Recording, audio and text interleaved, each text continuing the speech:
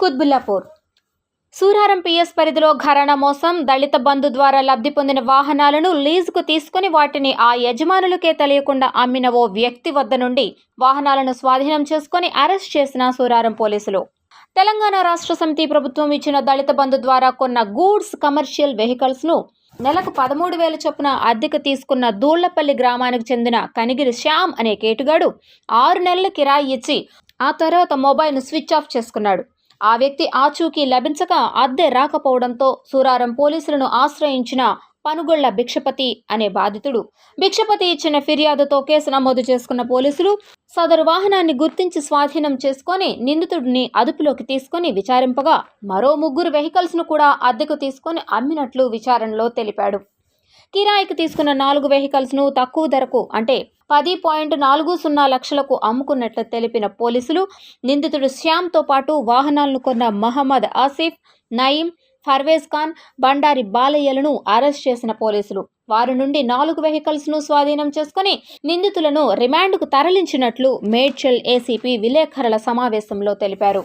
భిక్షపతి సూరారంకు చెందిన వ్యక్తి సూరారం పోలీస్ స్టేషన్లో తనకు ఉండబడిన ఒక దళిత బంధు ద్వారా ప్రభుత్వం ద్వారా ఇచ్చిన ఆయన వెహికల్ వీళ్ళ కనిగిరి శ్యామ్ అనే వ్యక్తికి లీజుకి ఇవ్వడం జరిగింది. లీజుకి ఇస్తే ఆయన నెలకు 13,000 ఇస్తానని చెప్పి ఒప్పందం కుదుర్చుకొని 6 నెలలు లీజు ఇవ్వడం జరిగింది.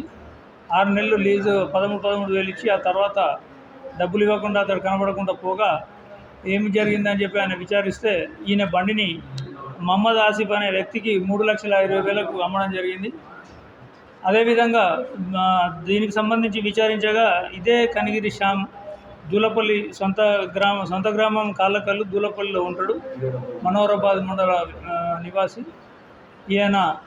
ఇతందే కాకుండా మధ్యలో యాదగిరి యొక్క వాహనం మహమ్మద్ నహీంకు, దాసరి పోచమ్మ వాహనం పర్వేజ్ ఖాన్కు, బొడ్డు రమేష్ వాహనం బండారి బాలయ్యకు ఇదే రకంగా ఇవన్నీ దళిత బంధుకు సంబంధించిన వెహికల్లే.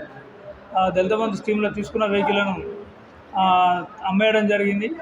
ఈ కొన్న వాళ్ళు కూడా వీళ్ళతో పూర్తిగా కుమ్మక్కై మార్కెట్ రేటు 5 లక్షలు ఉంటే 2 లక్షలకు, 10 లక్షలు ఉంటే 5 లక్షలకు అట్లా సగం రేట్లోనే వీటిని తీసుకోవడం జరిగింది.